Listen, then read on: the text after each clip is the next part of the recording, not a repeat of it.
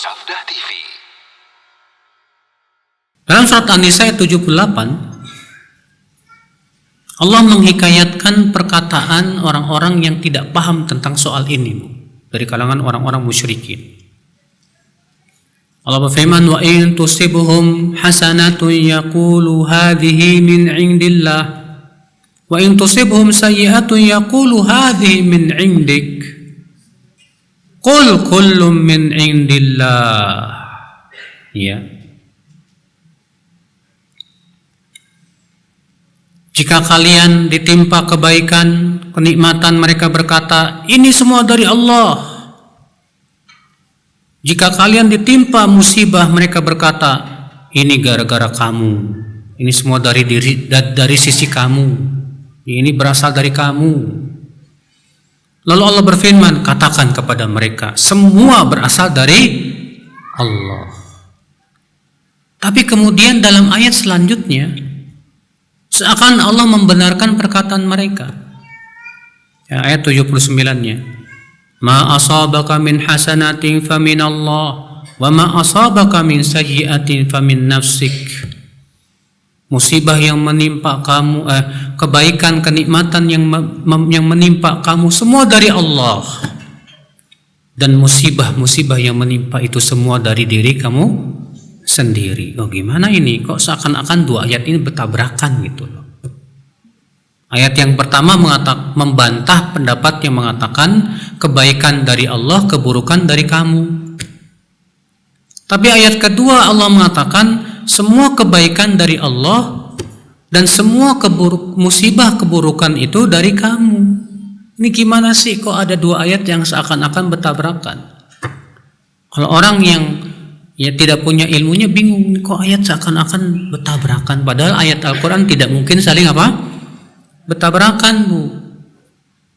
Kalau kita mendapatkan dua ayat yang seakan-akan bertabrakan, itu menunjukkan karena ilmu kita yang kurang. Ya. Kata beliau, fahadha qad yadhunnu ba'dun nas annahu ta'arud. Sebagian orang menyangka dua ayat ini saling bertabrakan gitu. Lakin al-haqiqah annahu la ta'arudha fi. Padahal sebetulnya dua ayat itu tidak bertabrakan. Wa dzalika li anna nisbatal hasanati was sayyi'at fil ayatil ula nisbatu khalqin wa taqdir wa ijad wa taqdir. Adapun ayat yang pertama itu An-Nisa 78, semua dinisbatkan kepada Allah dari sisi takdir dan penciptaan. Bahwa Allah yang mentakdirkan, Allah yang menciptakan. Wa nisbatul hasanat wa sayyi'at fil ayati tsaniyah ya nisbatu tahsil wa iktisab. Adapun nisbat kebaikan dan keburukan dalam ayat yang kedua yaitu surat An-Nisa 79 itu nisbat dari sisi penyebabnya siapa? Siapa yang melakukannya? Ya. Falamma adhafa al-musyrikuna sayyi'ah ila Rasulullah SAW taqdiran wa tatayyuran. Nah, orang musyrikin menisbatkan keburukan kepada Rasulullah SAW dan meyakini bahwa yang menciptakan keburukan itu Rasulullah. Mereka menganggap sial Rasulullah SAW. Maka Allah mengingkari bahwa keburukan, kebaikan semuanya dari Allah Subhanahu wa Ta'ala. Iya. Kemudian dalam ayat yang kedua Allah mengatakan apa-apa yang menimpamu dari kebaikan berupa nikmat itu semua dari Allah. Artinya Allah yang melakukannya. Allah yang memberinya. Dan apa-apa keburukan yang menimpa kamu itu dari diri kamu sendiri. Artinya gara-gara kamu dan sebab dari kamu.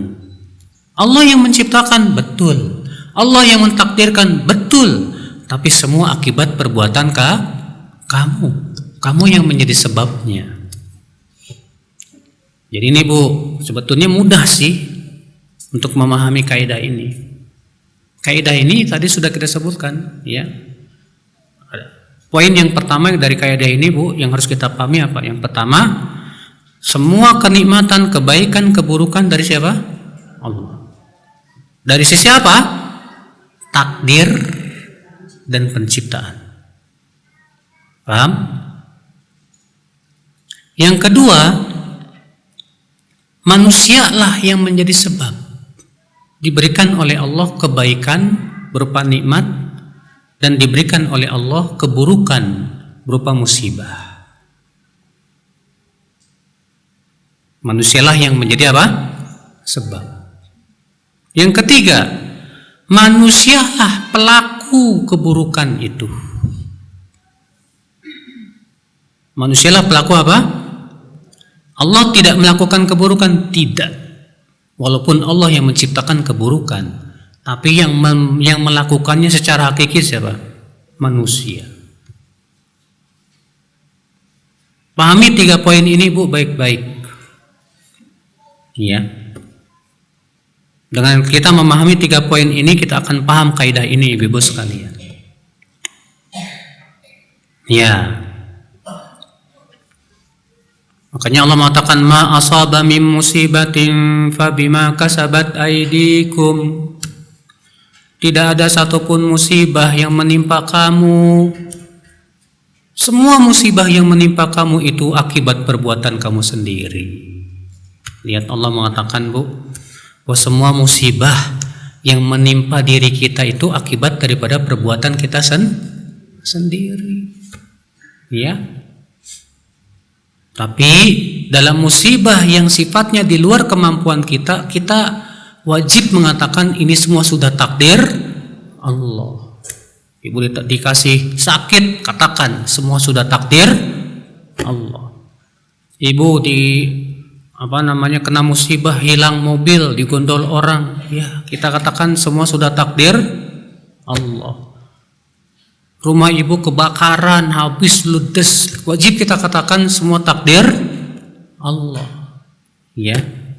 Dan kemudian kewajiban kita ridho dengan ketentuan Allah. Namun sekali lagi, semua pasti ada sebabnya. Ada sebabnya yang harus kita pelajari. Kenapa saya sampai sakit? Oh, gara-gara ini. Besok-besok kalau begitu saya harus hindari. Iya. Beda dengan perkara, ibu-ibu, yang itu sifatnya di bawah kemampuan manusia. Dalam artian, Bu, manusia mampu meninggalkannya tapi dia malah tidak tinggalkan. Yaitu berhubungan dengan maksiat. Kalau ibu berbuat maksiat, boleh nggak kita katakan ini sudah takdir Allah? Tidak boleh, kata para ulama. Tidak boleh dinisbatkan kepada Allah.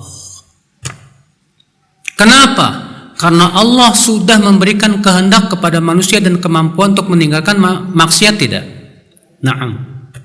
Allah melarang maksiat, tidak? Melarang. Manusia mampu tidak meninggalkan maksiat? Mampu. Lalu dia berbuat maksiat dengan seenaknya, dia mengatakan ini takdir Allah, sudah kehendak Allah, bukan kehendak saya. Kita katakan, gila kamu. Masa kamu berbuat maksiat tanpa kehendak? Gak mungkin. Dan kamu mampu untuk meninggalkan maksiat. Iya. Nah ini Ibu dan Bapak sekalian. Paham sampai sini, Bu? Ya, kita tutup. Subhanakallah bihamdik. Asyhadu an la ilaha illa anta astaghfiruka wa atubu ilaik. Wassalamualaikum warahmatullahi wabarakatuh.